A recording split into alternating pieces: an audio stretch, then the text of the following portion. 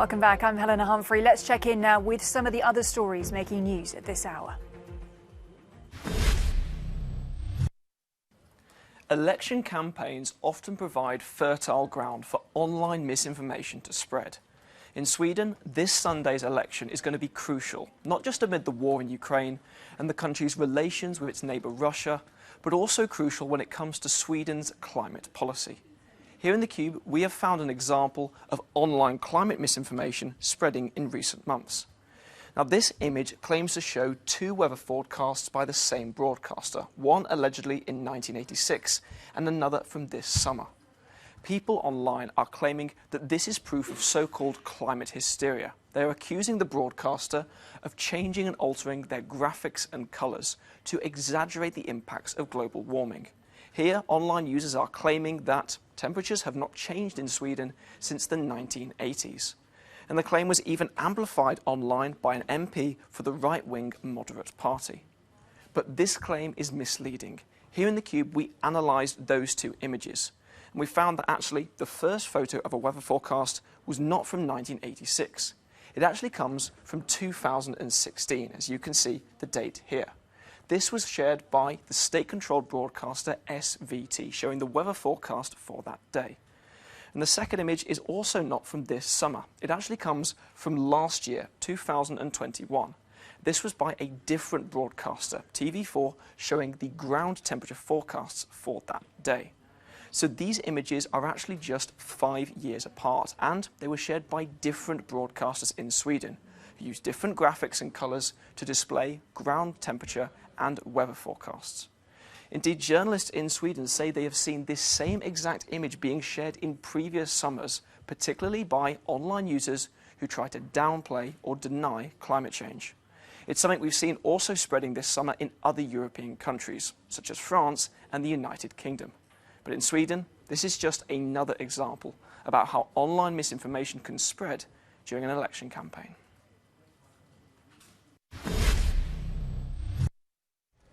On a visit to Berlin, Israel President Isaac Herzog has called for closer relations between Germany and Israel to enhance commemoration of the Holocaust. He was speaking during an address to the lower house of the German parliament, the Bundestag. Herzog is in Germany for a series of commemorative events. Only through the meeting, the deepening of relations and the persistent mutual commitment to freedom, to humanity, to democracy, along with an unwavering pledge of allegiance to the freedom and security of the State of Israel and the well-being of Jewish people, will both people ensure the significance of the commemoration? Will they stand as an example for the whole of mankind?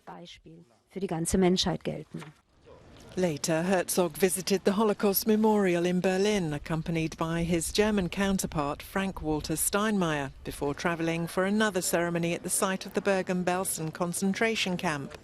Today's visits come after both men marked the 50th anniversary of the massacre of Israeli athletes at the 1972 Munich Olympics, where Steinmeier apologised for the government's multiple failings.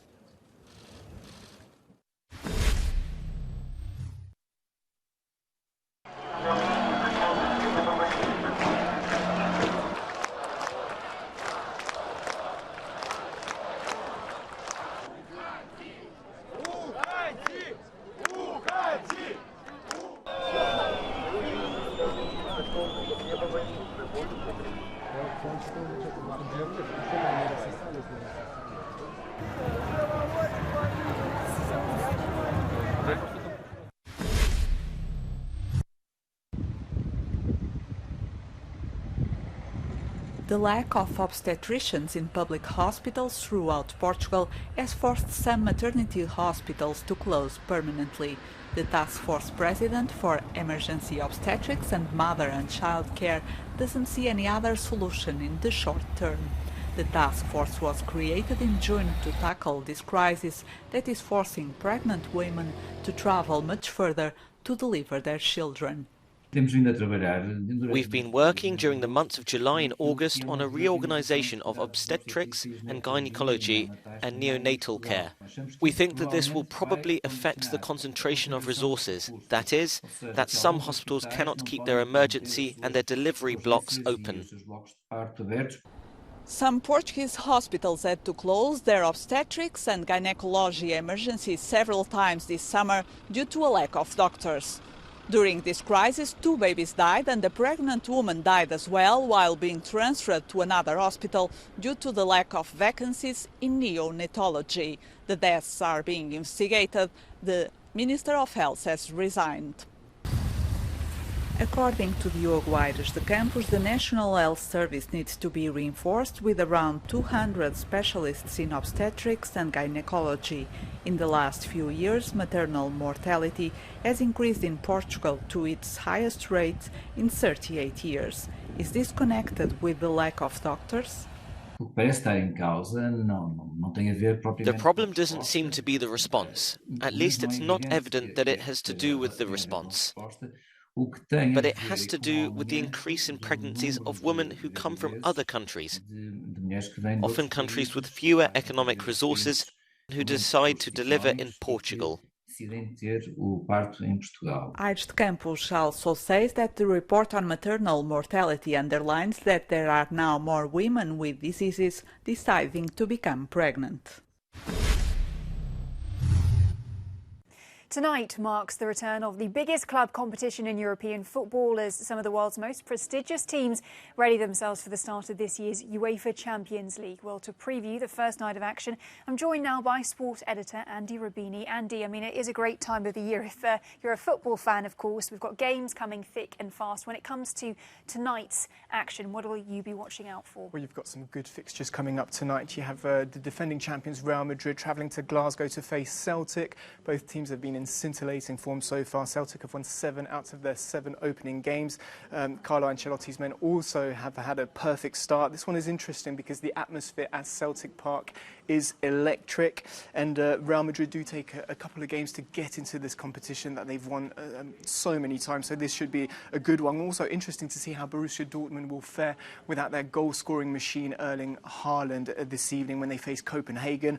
Haaland, who joined Manchester City over the summer, could be featuring tonight against Sevilla. I'm saying could be because Pep Guardiola, the manager, likes to rotate his squad, and with the likes of Alvarez, Mahrez, Grealish, he might give the Norwegian striker a breather. Having said this, the one game to watch this evening will be PSG against Juventus. Funnily enough, these teams haven't met each other since 1996. So much has changed since then. You have the Qataris, Messi, Neymar, Mbappe, all of these great players joining. Expect a star-studded lineup this evening against a tough Juventus side who've only conceded 2 goals so far this season, but I'm pretty sure their defence will be put to the test this evening. All right, so certainly a high-stakes game. It'll definitely be one to watch, but I do have to say ahead of tonight's game with PSG, they're making headlines here in France. It's not for a footballing reason, I do have to say. Tell us more about that, Andy. For all the wrong reasons. Well, during the press, Kylian Mbappe and the PSG coach Galtier laughed off a question about why the team took a private jet for rather than the train for a short trip to Nantes over the weekend. The whole thing was surreal. I thought the journalist asked a fair question. Galtier and Mbappe looked at each other, started giggling. The French coach then said he had anticipated this question, which made the answer even worse. He said, "This morning we talked about it with the company which organises our trips, and we're looking into travelling in sand yachts."